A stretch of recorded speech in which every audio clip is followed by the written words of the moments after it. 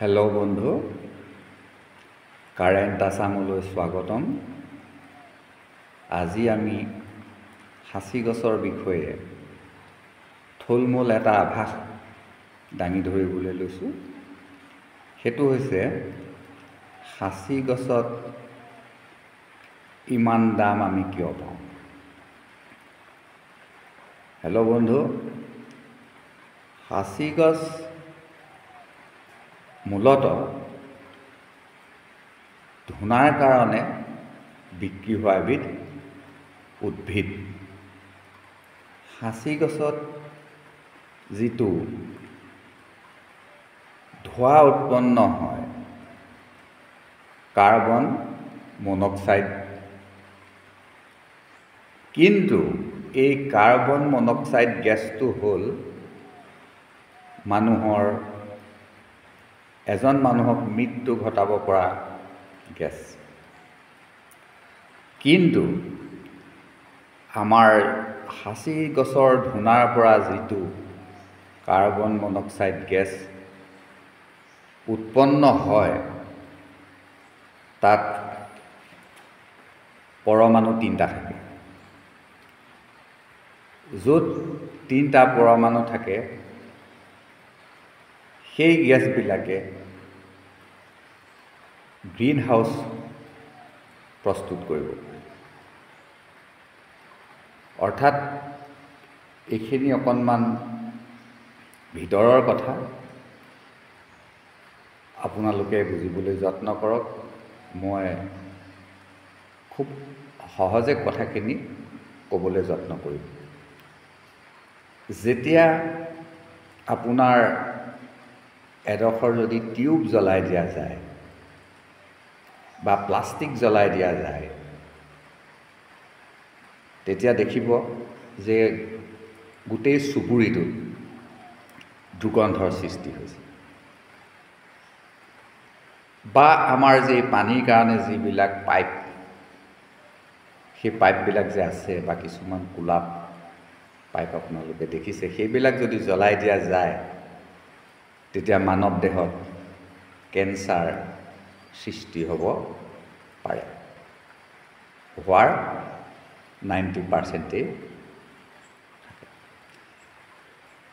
এতিয়া হ'ল, যেনেকৈ প্লাষ্টিক পুৰিলে আমাৰ দুৰ্গন্ধ সৃষ্টি হয়, আৰু সেই দুৰ্গন্ধ বেছি দেৰি কিন্তু নাথাকে। সিহঁতে বায়ুমণ্ডলৰ লগত বিলীন হৈ গুচি যায়। কিন্তু সাঁচি গছৰ কাঠ যদি ধূনা যদি জ্বলোৱা যায়, তেতিয়া সি এটা গ্ৰীণ হাউচৰ সৃষ্টি কৰে। নিশ্চয় গ্ৰীণ হাউচ বুলি কওঁতে বুজি পাইছে যে তাৰ পৰা যিখিনি মানৱ দেহৰ উপকাৰী পদাৰ্থৰ সৃষ্টি হয়, সেইখিনি কিন্তু আপোনাৰ ৰুমটোৰ ভিতৰতে থাকি যায়। সি বায়ুমণ্ডলত বিলীন হৈ নাযায়। আপোনাৰ অজ্ঞাতে আপোনাক অহৰহ সি আপোনাৰ দেহৰ প্ৰয়োজনীয় বস্তুখিনি যোগান ধৰিব। অৰ্থাৎ আপোনাৰ ৰক্ত সঞ্চালনত প্ৰচুৰ সহায় কৰিব। সি আপোনাৰ দেহাটোক ছাপ্লাই দিয়ে থাকিব। ব্লাড সঞ্চালন বৃদ্ধি হোৱাৰ বা সন্তুলিত অৱস্থাত থকাৰ প্ৰক্ৰিয়াটো সি চলাই থাকিব। আৰু সূক্ষ্মভাৱে মই বুজাব পাৰিম, আজি মাত্ৰ অকণমান পাতনিটোহে মেলিছোঁ। এতিয়া নিশ্চয় বুজিব পাৰিছে যে সাঁচি গছৰ ধূনা যেতিয়া জ্বলাই দিয়া যায়, সেই ধোঁৱাখিনিয়ে অৰ্থাৎ কাৰ্বন মনক্সাইড গুচি যাব, কিন্তু ইয়াৰ যিটো মই কৈছোঁ 3টা অণু সৃষ্টি হ'ব, 3টা অণু থাকিব, সেইবিলাক পদাৰ্থ আপোনাৰ ৰুমটোৰ ভিতৰতে থাকি যাব। আৰু আপুনি সেই ৰুমটোৰ ভিতৰত সোমোৱাৰ লগে লগে আপুনি তাৰ যিখিনি পাৰ্শ্বক্ৰিয়া সুপাৰ্শ্বক্ৰিয়া আপোনাৰ যিখিনি দেহত টক্সিন জমা হৈ আছে সেই টক্সিনখিনি বাহিৰ কৰিব। আপোনাৰ ব্লাডত যিখিনি অক্সিজেন লাগে সেই অক্সিজেনৰ যিটো গতি সেই গতিটো সুস্থিৰ কৰিব। আমাৰ যিখিনি নেগেটিভ চিন্তাধাৰাখিনি বাহিৰ কৰি দিব। গতিকে আপুনি এই পৃথিৱীলৈ কিয় আহিলে, পৃথিৱীত আপোনাৰ কোনখিনি কৰণীয়, এই গোটেইখিনি আপোনাৰ মস্তিষ্কই সুন্দৰভাৱে চিন্তা কৰি আপোনাক আগবঢ়াই লৈ গুচি যাব। আমি যিখিনি সুখ বা দুখ ভোগ কৰিছোঁ সেইখিনি অস্থায়ী। যেনেকৈ পোহৰ আৰু আন্ধাৰ অহা যোৱাই কৰি আছে, পোহৰ আৰু আন্ধাৰ, সূৰ্য উদয়ৰ লগে লগে আন্ধাৰ বিনাশ হয়। তেনেকৈ আমাৰ যেতিয়া সুস্থ চিন্তা আহিব তেতিয়া আমাৰ অসুস্থ চিন্তাখিনি স্বাভাৱিকতেই আঁতৰি গুচি যাব। আপুনি চাওক, মই এটা অকণমান বেলেগ কথা ক'ব লৈছোঁ। যদি আপুনি এজন পণ্ডিতৰ ওচৰলৈ যায় বা কুস্তি বিচাৰ কৰা মানুহৰ ওচৰলৈ যায়, তেখেতসকলৰ মাজত কিন্তু কিছুমান এনেকুৱা মানুহ আছে, সকলো অৱশ্যে তেনে নহয়, আপোনাক ক'ব যে আপোনাৰ কাষতে আছে আপোনাৰ শত্ৰু, আপোনাৰ কাষতেই আছে শত্ৰু, আপোনাৰ চাৰিওফালে শত্ৰুৱে ঘেৰি আছে। আপুনি তেতিয়া মনতে ভাবিব, হয় মোৰ কাষতে শত্ৰু আছে। আপোনাৰ এটা ভাৱধাৰাৰ সৃষ্টি কৰি দিলে। তাৰ পাছত আপোনাক ক'ব যে আপুনি কোনোবাই ক'ব আপুনি এটা তাবিজ ল'ব লাগিব, কোনোবাই ক'ব আপুনি এটা পূজা পাতিব লাগিব ইত্যাদি, তেওঁলোকৰ ছাজেশ্যন কিছুমান আহি যাব। আৰু সেইমতে আপুনি কাম কৰাৰ পিছত আপোনাৰ মনটোৱে এটা প্ৰশস্তি লাভ কৰিব। কিন্তু কথাটো চাওক, আপোনাক যিষাৰ কথা কৈছে, আপোনাৰ কাষৰ মানুহজনো যদি সেই ঘৰলৈ যায়, সেই মানুহজনৰ ওচৰলৈ যায়, সেইজনেও একেটা কথাই ক'ব। তাৰমানে আপুনি হ'ল আপোনাৰ কাষৰ ঘৰৰ প্ৰতিবেশী আৰু কাষৰ ঘৰৰ প্ৰতিবেশী হ'ল আপুনি। তেতিয়াহ'লে বেয়া কোন? আপোনাক ক'লে আপোনাৰ কাষৰ ঘৰ বেয়া, আৰু আপোনাৰ কাষৰজনক ক'লে আপোনাৰ কাষৰজন বেয়া। তাৰমানে আমাৰ প্ৰত্যেকজন মানুহৰ মাজতেই কিছুমান নেগেটিভ ভাৱধাৰা আছে, যিখিনিয়ে আমাৰ মনত সদায় অশান্তিৰ সৃষ্টি কৰি আহিছে। সেইখিনি বিনাশ কৰিব লাগিব। সেইখিনি বিনাশ কৰিবলগীয়া হৈছে কিয়? যে আমি যিখিনি কৃতকৰ্ম কৰোঁ, অৰ্থাৎ আমি কিছুমান বেয়া কাম কৰোঁ, সেই বেয়া কাম কৰাৰ পিছত ধৰক আমি এটা হাঁহ মুচৰি মাৰি দিলোঁ, এটা ছাগলী ঘোপ মাৰি কাটি দিলোঁ, বা এটা আমি সাপ মাৰিলোঁ, মানে জীৱ হত্যা কৰিলোঁ, কাৰোবাক হিংসা কৰিলোঁ, কোনোবা অপমৃত্যু হৈছে, ঘৰখনত অপমৃত্যু হৈছে, বা গাঁৱত কিবা এটা অপমৃত্যু হৈছে, সেই আত্মাবিলাক কিন্তু ইয়াতেই বিৰাজমান হৈ আছে। আৰু সেই আত্মাবিলাক বায়ুমণ্ডলৰ মাজতেই যিহেতু আছে, কাৰণ সিহঁতি ওপৰলৈ যাব পৰা নাই। আমাৰ যে কয় গোলোকলৈ যাম, মৃত্যুৰ পিছত মই বৈকুণ্ঠলৈ যাম, মই স্বৰ্গগামী হ'ম। এতিয়া চবটো স্বৰ্গগামী নহয়। এই আত্মাবিলাক যিকোনো মুহূৰ্তত আহি আমাৰ মগজুত প্ৰৱেশ কৰিছে, আমাৰ মস্তিষ্কত প্ৰৱেশ কৰিছে। সেই আত্মাবিলাক যিবিলাক ধৰা পৰে ৰ'ট'মিটাৰৰ যোগেদি, আপোনাৰ হাতত যদি এটা ৰ'ট'মিটাৰ থাকে, যেতিয়াই আপোনাৰ সেই আত্মাবিলাক আপোনাৰ গৃহত প্ৰৱেশ কৰে, তেতিয়াই সেই ৰ'টমিটাৰটো জ্বলি উঠে, স্বাভাৱিকতেই জ্বলি উঠে। তেতিয়াই আপুনি গম পাব লাগিব যে এটা আত্মা, মানে বেয়া আত্মা আপোনাৰ গৃহত প্ৰৱেশ কৰিছে বা আপোনাৰ ৰুমত প্ৰৱেশ কৰিছে, বা আপোনাৰ শ্বাস প্ৰশ্বাসৰ যোগেদি আপোনাৰ ঘৰত, আপোনাৰ মন্দিৰটোত, মানৱৰূপী মন্দিৰটোত প্ৰৱেশ কৰিছে। তেতিয়াই আপোনাৰ নেগেটিভ চিন্তাধাৰাখিনি জাগ্ৰত হ'ব। সেই পৈশাচিক আত্মাটোৱে আপোনাক গ্ৰাস কৰিব।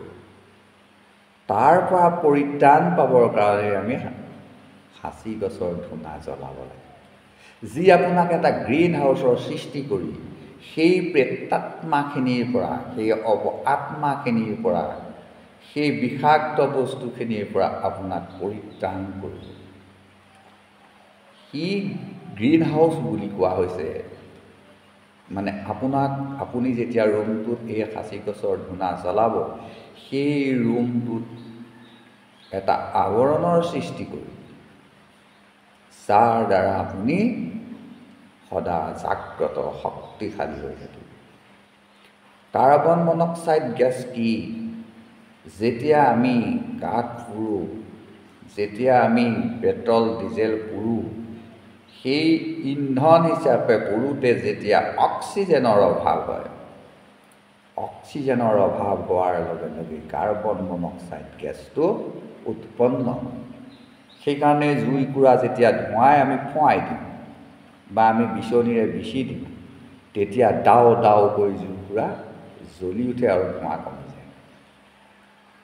নিশ্চয় আপুনি বুজিব পাৰিছে যে ধোঁৱা উৎপন্ন হয় অক্সিজেনবিহীন জুইত। যেতিয়া জুইত অক্সিজেন লাগিবই, অক্সিজেন কমি যোৱাৰ লগে লগে কাৰ্বন মনক্সাইড গেছ উৎপন্ন হয়, আৰু কাৰ্বন মনক্সাইড গেছটোৱে মানুহৰ শৰীৰত প্ৰৱেশ কৰিলে আমাৰ ৰক্ত চলাচলত বাধা জন্মায়, ফলস্বৰূপে মানুহ এজন অচেতন হৈ যাব পাৰে বা মানুহ এজন মৃত্যুও হ'ব পাৰে।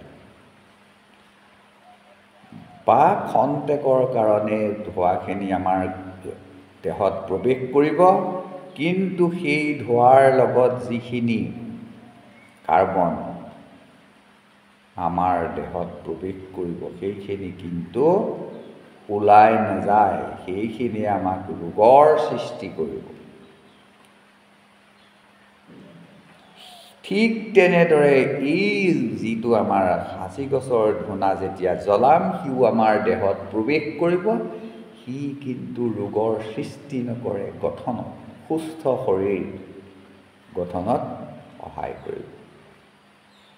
যেনেকৈ আত্মা প্ৰেতাত্মাৰ কথা আমি দেখুৱাই দিব নোৱাৰোঁ, ই এটা অনুভূতি, এইটো আত্মা বুলি আমি দেখুৱাই দিব নোৱাৰোঁ, কিন্তু পৰীক্ষা নিৰীক্ষাৰ দ্বাৰা সম্পূৰ্ণভাৱে প্ৰমাণ হৈছে যে আত্মা আছেই।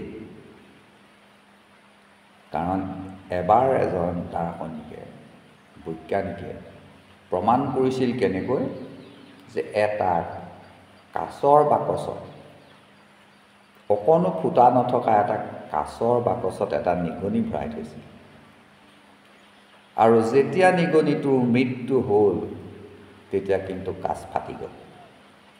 অৰ্থাৎ সেই আত্মা ইমান শক্তিশালী, তাক কোনেও ধৰি ৰাখিব নোৱাৰে, সি ওলাই যাবই, আৰু সি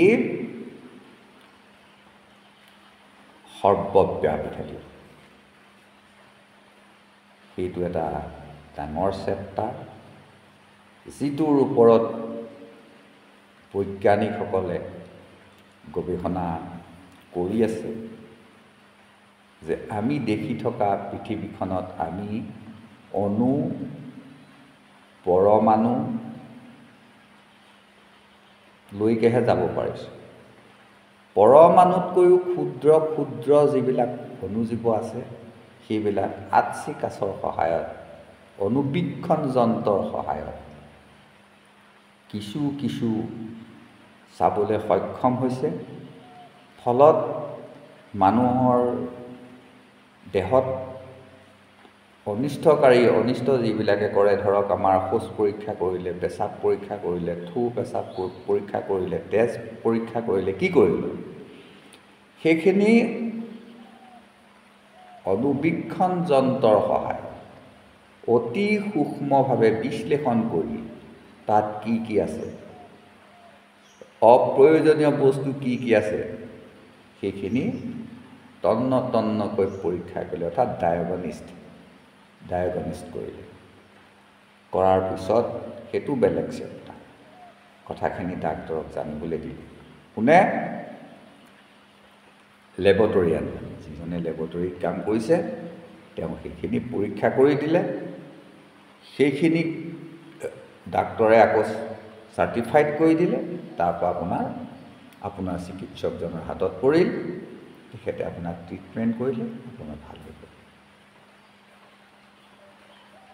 ঠিক তেনেকৈ এই বস্তুখিনিৰ ওপৰতো গৱেষণা হৈ আছে। এতিয়া কথা হ'ল, আমি আকৌ বাইপাছত গুচি আহোঁ। এতিয়া আমাৰ কাম হ'ল, আমি সাঁচি গছৰ খেতি কৰি থাকিম, বিকি থাকিম, সিমানতে সীমাবদ্ধ নাথাকি আমি সাঁচি গছ এডাল কাটি আনিব লাগিব। আমি সাঁচি গছ এডাল কাটি আনি আমি তাৰ ধূনা উলিয়াই নিজৰ ঘৰখনত জ্বলাব লাগিব। আপুনি নিশ্চিন্ত থাকক, আপুনি জ্বলোৱা কাঠডোখৰে আপোনাৰ কাষৰ ঘৰত ৰিয়েকশ্যন কৰিবলৈ কিন্তু নাযায়। সি আপোনাৰ ঘৰতেই সীমাবদ্ধ হৈ থাকিব, এটা বিশেষ এৰিয়াৰ ভিতৰতেই সি সীমাবদ্ধ হৈ থাকিব। আৰু আপোনাৰ নিৰ্দেশ মতেই সিহঁতি ঘূৰি ফুৰিব, মানে আপোনাক বেৰি ৰাখিব, আপোনাক নিৰাপত্তা দি ৰাখিব, আপোনাৰ বডিগাৰ্ড। আপোনাক কোনো দুৰাৰোগ্যই স্পৰ্শ কৰিব নোৱাৰিব। হেল্ল' বন্ধু, এইখিনিৰ ওপৰত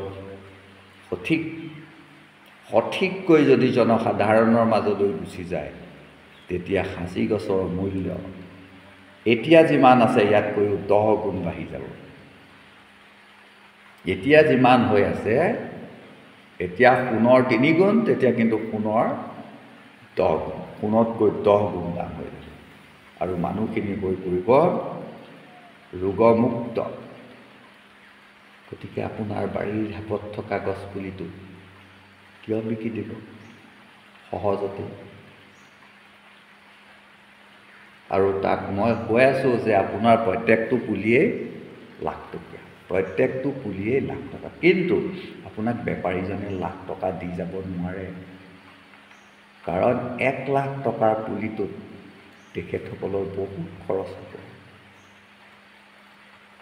কেৰিং চাৰ্জৰ পৰা আৰম্ভ কৰি তাৰ মাল উলিওৱালৈকে, আৰু সম্পূৰ্ণ তেওঁলোকে নজনাকৈ কিনি নিব যে কিমান মাল ওলাব, 10 গ্ৰামেই ওলাব নে 20 গ্ৰামেই ওলাব, তেওঁলোকেতো ক'ব নোৱাৰে।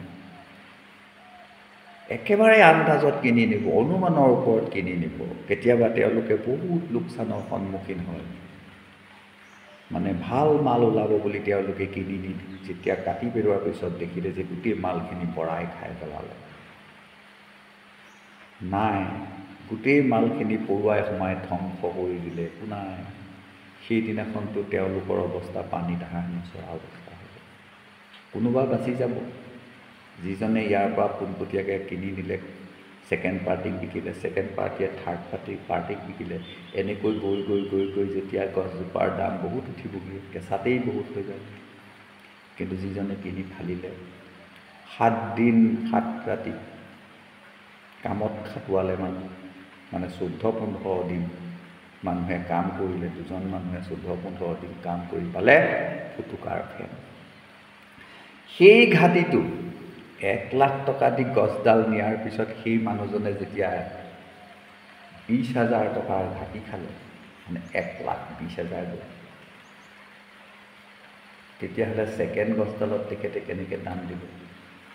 সেই জীৱনৰ ঘাটিটো তেখেতে পূৰাবৰ কাৰণে যুঁজি থাকিব লাগিব। আৰু কোনোবা দিন এনেকুৱা হ'ব যে 50,000 টকা দিনীয়া কণ্ট্ৰেক্টত 2 লাখ টকা মাল ওলাব, তো ফিল আপ হ'ব। গতিকে তেখেতসকলো চলি থাকিবহে পাৰে, আমি তেখেতসকলক দুখ দি লাভ নাই।